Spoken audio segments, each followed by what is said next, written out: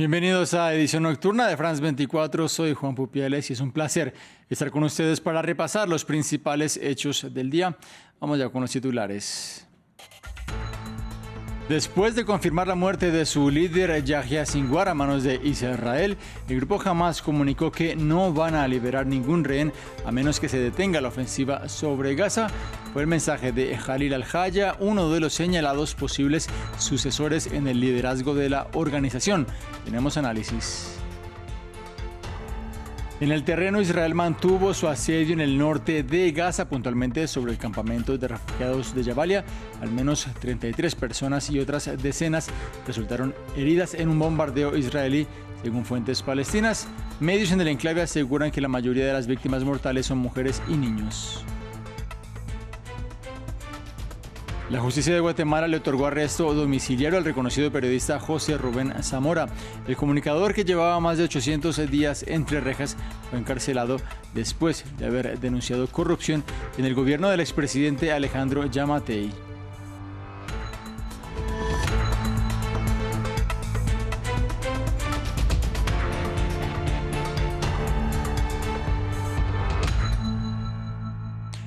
El grupo palestino Hamas confirmó este viernes la muerte de su líder Yahya Sinwar a manos de Israel en una ofensiva sobre la Franja de Gaza el miércoles. Esta confirmación supone otro golpe importante sobre el grupo palestino y ha generado expectativa incluso en la comunidad internacional ante un posible giro en el conflicto sobre el suelo del enclave. Previamente hablamos con César Niño, doctor en Derecho Internacional y doctorando en Estudios Internacionales de Paz, Conflicto y Desarrollo, quien nos habló acerca de si este es el principio del fin de la guerra. No lo creo y me da un poco de pesar ser tan pesimista en esta oportunidad. No creo que sea el inicio del fin ni de Hamas ni de la guerra.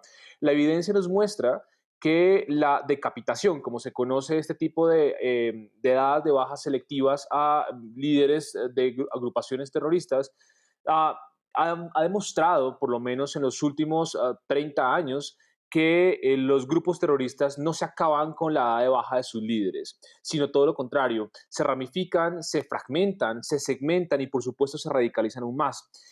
No creo que haya señales en los próximos meses o en los próximos días de una intención de devolución de los rehenes y los secuestrados israelíes, de los 101 secuestrados israelíes, porque se haya dado de baja a Sinwar. Todo lo contrario, creo que en la nota de introductoria ustedes lo mostraban, ¿no? Como la parte política de Hamas ha dicho que efectivamente no van a entregar los rehenes y esto podría incluso atrincherar a las partes. Habrá que ver un poco el cálculo político de Benjamin Netanyahu dentro de Israel, si va a vender este golpe como un asunto exclusivamente político o si tiene algo que ver con dinámicas estratégicas. Recordemos lo que pasó con la de baja de Osama Bin Laden a manos de los Estados Unidos en Abbottabad, Pakistán. La muerte de Osama Bin Laden no supuso el fin de Al Qaeda, todo lo contrario, supuso unas ramificaciones, incluso supuso una herencia que se convirtió en Estado Islámico. Mientras tanto, los bombardeos israelíes sobre la Franja de Gaza no se detuvieron. Al menos 33 personas murieron en un ataque sobre Jabalia, el campamento de refugiados más grande de la Franja. Es la denuncia de fuentes médicas palestinas que aseguran que el impacto fue contra varias viviendas y los heridos se cuentan por decenas.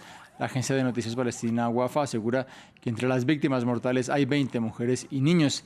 Antes de ese ataque, el Ministerio de Salud gazatí contabilizaba en esta jornada al menos 39 fallecidos a lo largo del enclave y 20 de ellos se encontraban en Jabalia. El Consejo de Seguridad de la ONU está discutiendo y debatiendo la posibilidad de adoptar una resolución que exija, entre otras cosas, un alto el fuego inmediato. Esperamos que tengan la valentía, la fuerza y la determinación de dar ese paso para impedir que se produzca este genocidio. Las autoridades de ocupación israelíes, en lugar de aprender de todas estas lecciones y poner fin a esta guerra contra nuestro pueblo en Palestina, en particular en Gaza y más concretamente en el norte, están ampliando la guerra contra el Líbano, lo que condenamos y nos solidarizamos plenamente con nuestros hermanos y hermanas de Líbano. Vamos a Guatemala, en donde en la noche del viernes la justicia le otorgó arresto domiciliario al reconocido periodista José Rubén Zamora. El comunicador de 68 años fue arrestado en julio de 2022 y se encontraba en un cuartel militar a las afueras de Ciudad de Guatemala, acusado de lavado de dinero y chantaje, además de obstrucción a la justicia. Zamora, quien ha llegado a denunciar torturas en su encarcelamiento, fue privado de la libertad 5 días después de publicar un editorial en su medio, El Periódico, en donde denunció una millonaria corrupción en el gobierno del expresidente Alejandro Giammattei.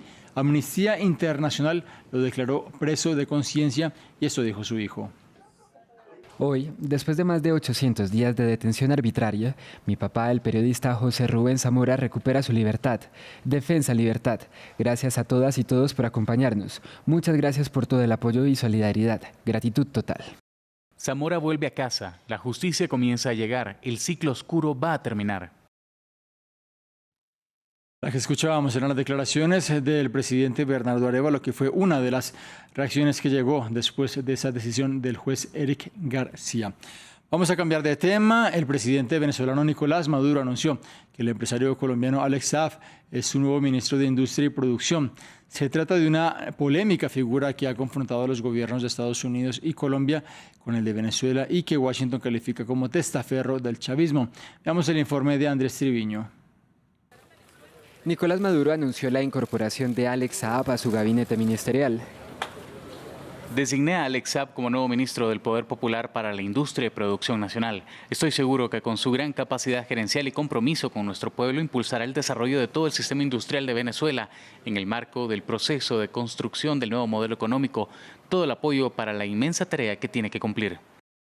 El nombramiento del empresario colombiano causa controversia por, entre otras acusaciones, haber sido señalado por el gobierno de Estados Unidos como testaferro del actual presidente venezolano. No solamente es para la historia de la política latinoamericana. Alex Saab regresó a Venezuela el pasado 20 de diciembre luego de ser liberado de una prisión estadounidense, tras un canje de prisioneros alcanzado entre la administración de Joe Biden y el chavismo, en el cual se intercambiaron presos de los dos países cuando Washington buscaba que se permitiera la participación de la oposición en las elecciones presidenciales.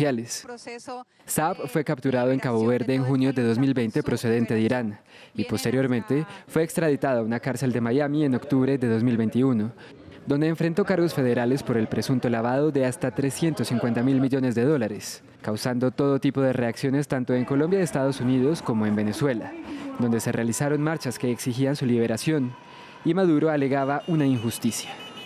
Una de las injusticias más innobles y vulgares que se haya cometido en las últimas décadas en el mundo contra el diplomático, enviado especial y empresario Alex Saab Morán, secuestrado por el imperialismo norteamericano. El nombramiento de Saab sigue los cambios ministeriales que Maduro hizo en agosto y que desafían las denuncias de corrupción en su contra durante las elecciones presidenciales del 28 de julio. Nicolás Maduro Moro, presidente reelecto. En Colombia, más de 30 organizaciones indígenas realizaron un recorrido fluvial por más de 1.000 kilómetros del río Magdalena. El objetivo es hacer un diagnóstico del río más importante del país y entregar una declaración por la Madre Tierra en la COP16, el encuentro donde los países del mundo discutirán nuevos acuerdos para proteger la biodiversidad. Jorge Hurtado nos amplía. Estos líderes indígenas realizan un recorrido simbólico por el río Magdalena en Colombia. La travesía busca hacer un diagnóstico sobre la contaminación del río y escuchar las problemáticas que enfrentan las comunidades que cohabitan en él. Estamos pues escuchando toda la problemática que tienen nuestros ríos, que tienen nuestros habitantes, para esa manera también irlo a plantear en la ciudad de Cali. Acordémonos que estamos recogiendo todo esto y luego vamos a organizar una gran declaración que la vamos a ir a plantear en el marco de la conversa de los pueblos y naciones que tenemos en la ciudad de Cali. El río Magdalena es el principal afluente de Colombia, pero la deforestación, la ganadería, la contaminación, entre otros, hoy ponen más presión a su ecosistema. Prueba de ello es que el 78% de la cuenca del río presenta erosión, según el Centro Humboldt. En este momento en el corregimiento de Andalucía hay 62 viviendas que ya se fueron al río. Hay más de 300 familias afectadas con esta erosión y igual que en el barrio Girardot, que tiene una degradación tremenda, que alrededor de 120 familias están siendo totalmente perjudicadas con esta situación natural de la erosión del río Magdalena. Tras concluir la travesía que comenzó en el nacimiento del río en el macizo colombiano hasta llegar a Barranquilla, donde se encuentra con el Mar Caribe, los líderes realizaron una ceremonia que denominan como sanación espiritual, donde pidieron perdón por el daño causado. Además de navegar las aguas del afluente, las comunidades denunciarán la situación en la COP16, que este año se realiza en Cali, Colombia. Fin del informativo. En minutos una nueva actualización. Quédense con nosotros.